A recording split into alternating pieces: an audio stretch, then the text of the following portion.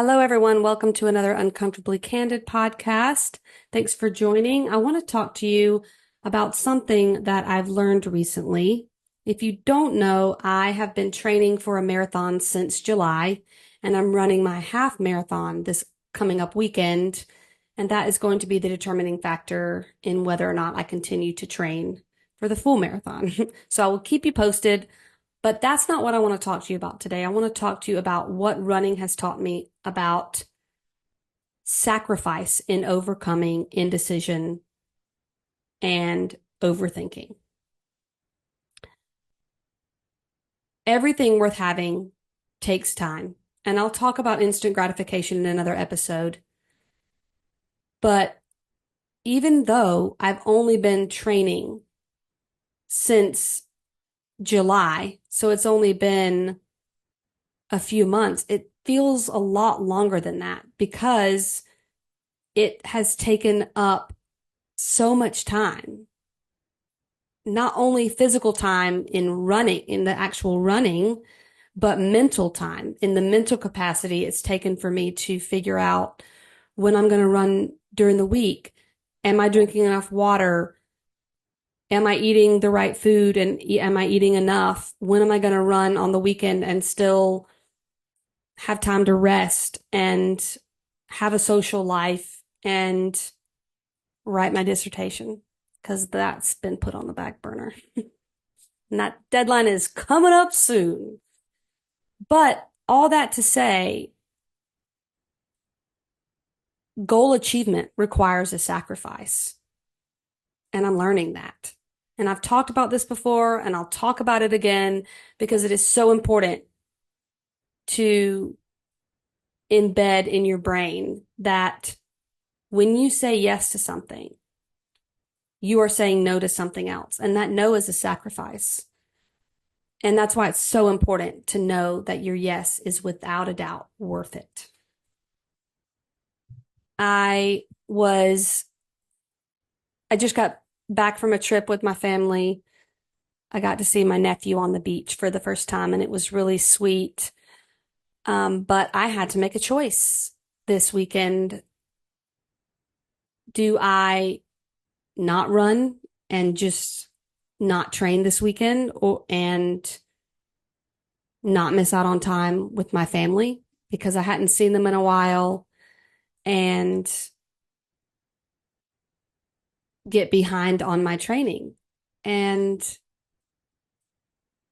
I was really bummed because I had to miss out on breakfast with my family, and I wasn't running all day. Like I knew I would be able to see them after, but mealtime is super important for me. I love food and I love quality time. So what else could a person like me ask for? So it was just really, I was really sad, but all that to say, I had to sacrifice one or the other. And in this day and age, technology not only allows us a plethora of options, they also make it seem normal and healthy, and it's not. We have so many choices we have to make every day. There's no wonder we deal with indecision, overthinking, and analysis paralysis. Most people want 5,000 doors open because they fear missing out on an opportunity. But we can't do or have everything all the time. We can't have our cake and eat it too. Eliminating options is the best way to solve decision fatigue. When I talk to people who are struggling with this, I tell them to narrow down their choices. And the way to do that is to know what's important to you, what you value, and what you contribute, what your strengths are in the world, in your relationships, and in your work. If you were little and your parents ever told you that you could be anything you wanted to be in the world, I don't know how helpful that was. I could have been an astronaut. if I really put my mind to it. I could have studied hard and, you know, whatever. But do I want to get into a space shuttle and get shuttled up into space? Absolutely not.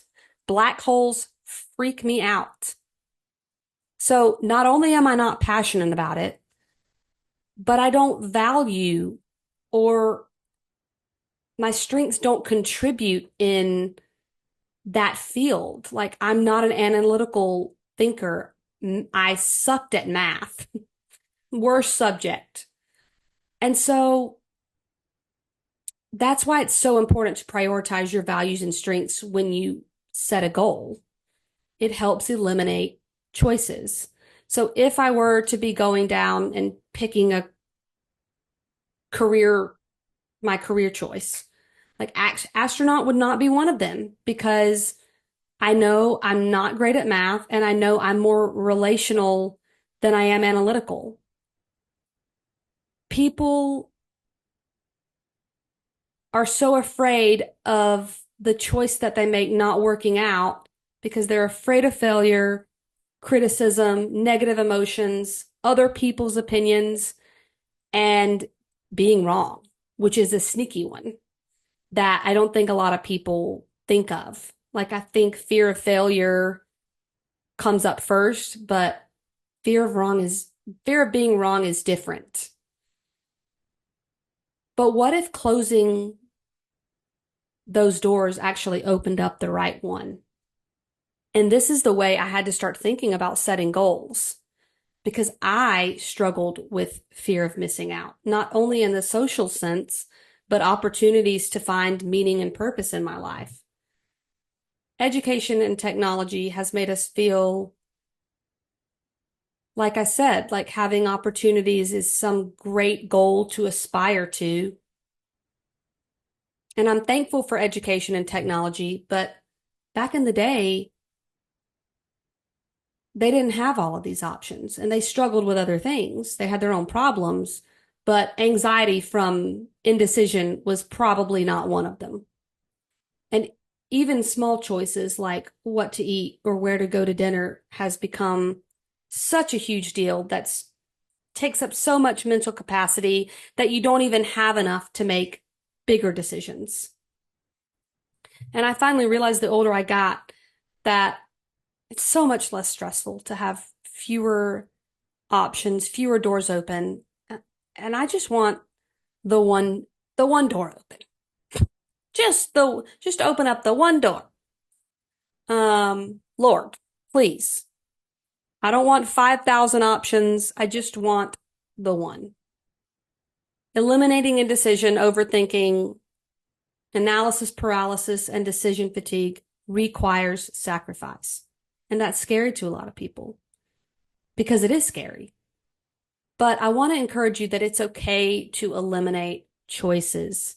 If you start making decisions and eliminating decisions based on what you contribute, your strengths, and what you value, it does become easier and less scary. Making decisions it's so hard. And even when you have two great choices, you can ask yourself, which one aligns most with my values? Which one utilizes my strengths most so that I can contribute to others? And also knowing that it's okay to make the wrong choice, that time is in the Lord's hands and He redeems everything. And I hope this empowers you to start making brave, bold decisions. These are questions I ask my clients and questions I still ask myself because making good decision making doesn't happen overnight. It's a muscle that needs to grow. And I also just, I want to talk about things in real time with you guys because I'm imperfect. I'm still growing. And this is a process that I still use when making decisions. So, yeah, thanks for listening. And you can always reach out through my website and connect if you're interested in coaching, or if you want my 5 steps to better focus PDF, or just want to stay in the loop. And yeah, I will see you next time. Bye.